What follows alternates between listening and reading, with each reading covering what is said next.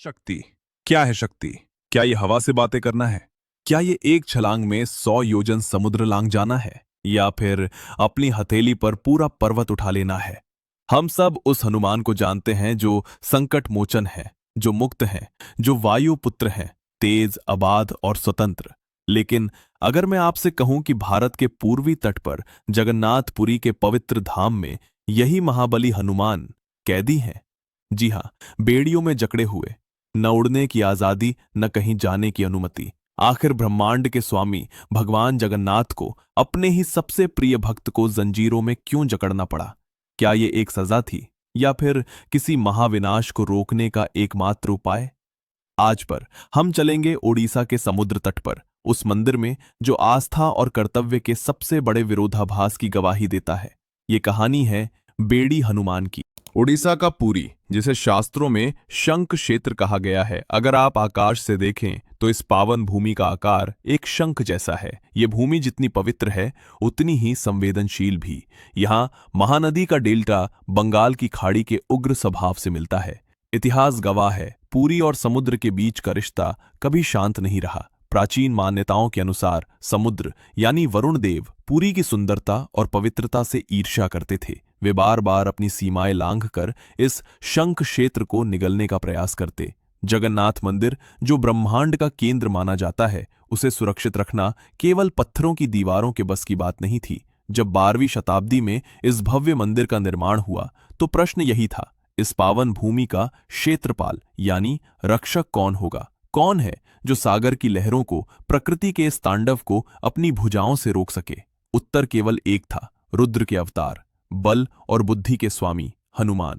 स्वयं प्रभु जगन्नाथ ने हनुमान जी को नियुक्त किया। उनका काम स्पष्ट था, समुद्र तट पर खड़े रहना और यह सुनिश्चित करना कि सागर की एक भी बूंद पूरी नगर या मंदिर को स्पर्श न कर सके। युगों तक सब कुछ ठीक चला। हनुमान एक वफादार प्रहरी की तरह दिन रात तट पर पहरा देते रहे। उनकी उपस्थिति मात्र से लहरें सहम कर पीछे हट जाती थी। लेकिन कहते हैं ना, समय बड़ा बलवान है और कभी कभी देवताओं का मन भी विचलित हो सकता है। ये कहानी उस दिन की है जब जगन्नाथ मंदिर के भीतर महाभोग की तैयारी चल रही थी। हवाओं में घी, केसर और शक्कर की ऐसी दिव्य सुगंध घुली हुई थी कि जो स्वर्ग के देवताओं को भी मोहित कर ले। और उस दिन हमारे रक्षक हनुमान जी भी इस सुगंध से अछूते नहीं रह सके। कुछ पुरानी कथाएं कहती हैं कि उन्हें अपने आराध्य प्रभु राम की याद आई और वे अयोध्या जाने के लिए आतुर हो उठे। लेकिन पुरी के पंडे और स्थानीय लोक कथाएं कुछ और ही बताती हैं। वे कहते हैं कि वह लड्डू का मोह था, जगन्नाथ जी के महाप्रसाद का स्वाद चखने की एक तीव्र बाल सुलभ लालसा। हनुमान जी ने सोचा होगा, बस एक क्षण की ही तो बात है, मैं जाऊंगा, दर्शन करूंगा, भोग ग्रहण करूंगा और तुरंत लौट आऊंगा। सागर को क्या ही पता चलेगा। यही उनसे चूक हो गई। उन्होंने अपनी गदा रखी और अपनी चौकी छोड़कर मंदिर की ओर निकल पड़े। समुद्र तट अब सूना था। जैसे ही प्रहरी हटा, समुद्र ने अवसर देख लिया। वरुण देव ने अपनी मर्यादा तोड़ दी। वह केवल पानी नहीं था जो पुरी की ओर बढ़ा, वह एक क्रूर राक्षस की तरह आया। लहरें अचानक दोगुनी तिगुनी ऊंची हो गईं।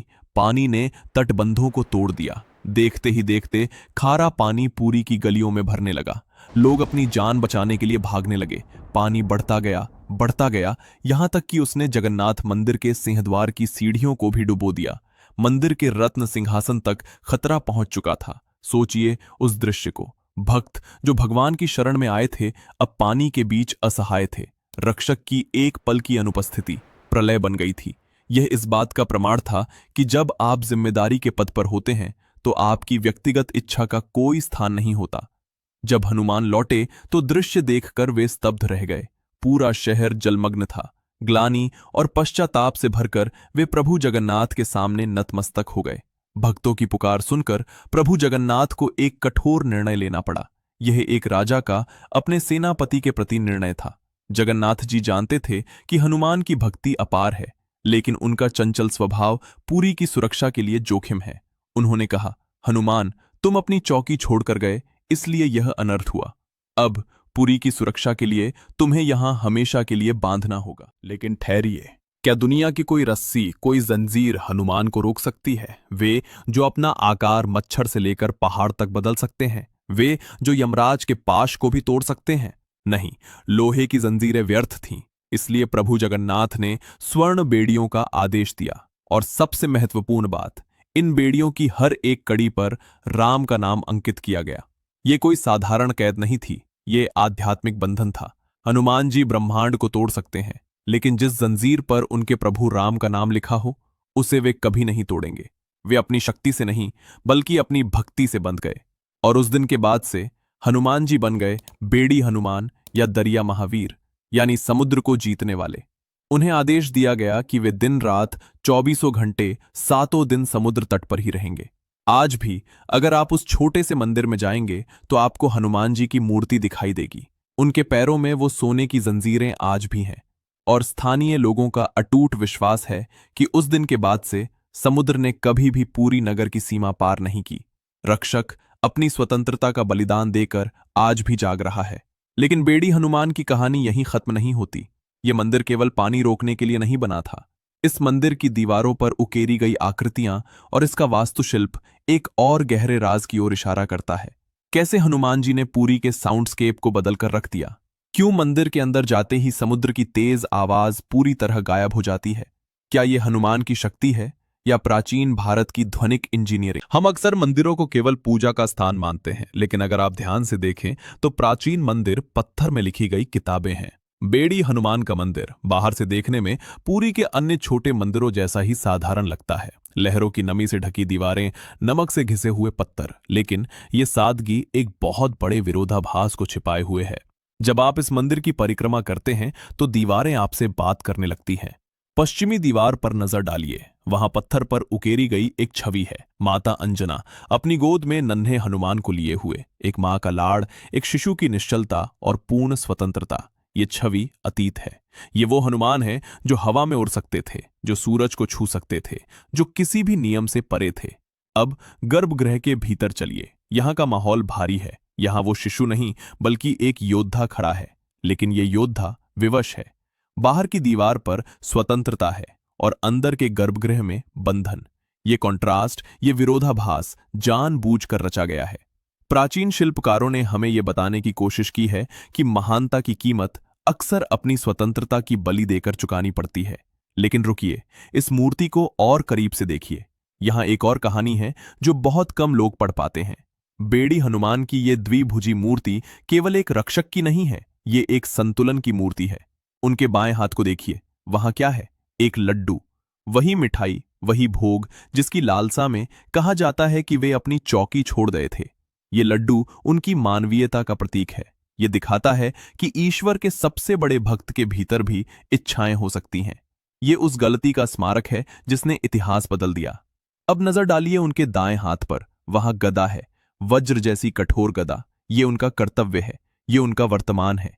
एक हाथ में इच्छा और दूसरे हाथ में कर्तव्य, और इन दोनों के बीच में पैरों में पड़ी वो स्वर्ण बेड़ियां जो ये सुनिश्चित करती हैं कि अब जीत हमेशा गदा की होगी, लड्डू की नहीं। ये दृश्य हमें डराता नहीं, बल्कि हमें समझाता है। क्या हम सब भी बेड़ी हनुमान नहीं हैं? हम सब भी तो अपनी इच्छाओं और जिम्मेदारियों के बीच किसी न किसी अदृश्य बेड़ी में बंधे हुए हैं। फर्क सिर्फ इतना है कि हनुमान जी ने अपनी बेड़ियों को स्वीकार कर लिया है अपने प्रभु के लिए। लेकिन पुरी की सुरक्षा का ये चक्र केवल एक मंदिर तक सीमित नहीं है। क्या आपको लगता है कि जगन्नाथ जी ने केवल एक चौकीदार नियुक्त किया था? नहीं, ये एक पूरी रक्षा प्रणाली है। पुरी का नक्शा देखिए, ये एक चक्रव्यूह है जहां बेड़ी हनुमान, जिन्हें दरिया महावीर कहा जाता है, समुद्र के पानी को रोकते हैं। वहीं इस शहर के दूसरे कोने पर एक और हनुमान है, चनापाटा हनुमान। कनापाटा का अर्थ है कान लगाना। उनका काम पानी रोकना नहीं है, उनका काम है ध्वनि की निगरानी करना। वे सुनते हैं ताकि कोलाहल मंदिर की शांति भंग न करे। इसी तरह वर्गी हनुमान है, जिन्होंने दुश्मनों की सेना को रोका था।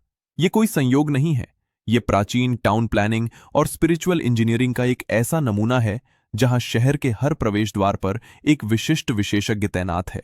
और बेड़ी हनुमान इस सुरक्षा चक्र की सबसे महत्वपूर्ण कड़ी है, क्योंकि उनका सामना सबसे बड़े दुश्मन से है, अनंत सागर।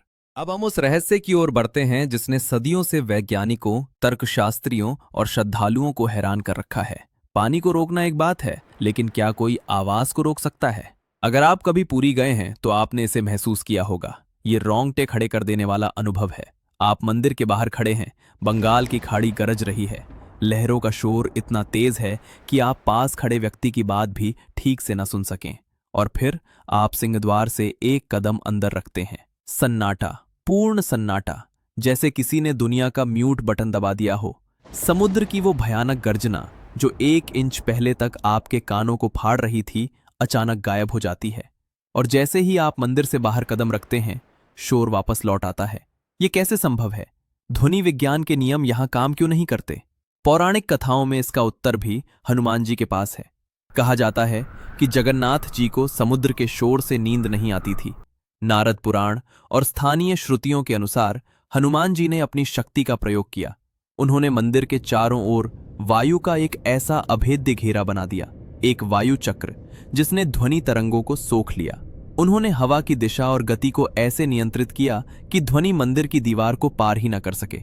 उन्होंने अपनी शक्ति का प्रयोग किया। लेकिन आज का विज्ञान इसे कैसे देखता है? क्या यह चमत्कार है या प्राचीन इंजीनियरिंग का मास्टरपीस? आधुनिक वास्तुकार मानते हैं कि यह 12वीं सदी की अकॉस्टिक इंजीनियरिंग का चमत्कार है। मंदिर का निर्माण जिस खौंडालाइट पत्थर से हुआ है, उसमें ध्वनि को सोखने की अद्भुत क्षमता है। लेकिन केवल पत्थर नहीं, मंदिर की 4 दीवारी की बनावट, उसकी मोटाई और कोण ऐसे बनाए गए हैं कि वे साउंड शैडो या डेड जोन बनाते हैं।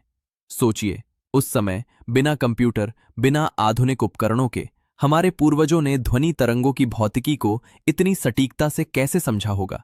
उन्होंने दीवारों को हनुमान की तरह खड़ा कर दिया, जो शोर को कहते हैं, बस इससे आगे नहीं। चाहे आप इसे वायु चक्र कहें या सोनिक बैरियर, परिणाम वही है। बेड़ी हनुमान चाहे दृश्य रूप में हो या अदृश्य रूप में, आज भी उस सन्नाटे के रक्षक हैं जिसमें भक्त अपने भगवान से बात कर सके। अंत में बेड़ी हनुमान की कहानी हमें क्या सिखाती है? हम उस मंदिर में एक देवता को जंजीरों में बंधा देखते हैं। पहली नजर में ये एक सजा लगती है, एक दंड। लेकिन अगर आप उनकी आंखों में देखेंगे तो आपको पीड़ा नहीं बल्कि गर्व दिखाई देगा। क्योंकि दुनिया में सबसे मजबूत जंजीर लोहे या सोने की नहीं होती, सबसे मजबूत जंजीर होती है प्रेम और समर्पण की। हनुमान जी बंधे हुए हैं क्योंकि वे प्रेम करते हैं। उन्होंने अपनी स्वतंत्रता, अपनी उड़ान, अपनी शक्ति, सब कुछ अपने स्वामी की शांति के लिए त्याग दिया। वे दरिया महावीर बने ताकि जगन्नाथ जग के नाथ बने रह सकें। वे आज भी वहां खड़े हैं, धूप में, बारिश में, तूफान में। उनके पैर बंधे हैं ताकि हमारा विश्वास कभी न डगमगाए। उनकी ये बेड़ी उनकी कमजोरी नहीं, उनका अलंकार है। भारत की भूमि ऐसे ही रहस्यों से भरी है, जहां विज्ञान और ईश्वर एक ही सिक्के के 2 पहलू बन जाते हैं। बेड़ी हनुमान की ये कहानी आपको कैसी लगी? क्या आप मानते हैं कि ये प्राचीन विज्ञान था या दैवीय चमत्कार? अपने विचार हमें कमेंट्स में जरूर बताएं। अगर इस वीडियो ने आपको सोचने पर मजबूर किया है तो अभी सब्सक्राइब करें। हम आपके लिए ऐसे ही गहरे और अनसुने सच लाते रहेंगे। इस ज्ञान को अपने दोस्तों और परिवार के साथ शेयर करें, क्योंकि जानना जागना है। और हां, अगर आपको पूरी के इस रक्षक की कहानी पसंद आई तो आपको समय के देवता महाकाल की कहानी जरूर देखनी चाहिए। उस कहानी पर हमारी पिछली डॉक्यूमेंट्री है। वो वीडियो आपकी स्क्रीन पर अभी आ रहा है। उस पर क्लिक करें और मैं आपसे वहीं मिलूंगा। तब तक के लिए जय जगन्नाथ, जय हनुमान।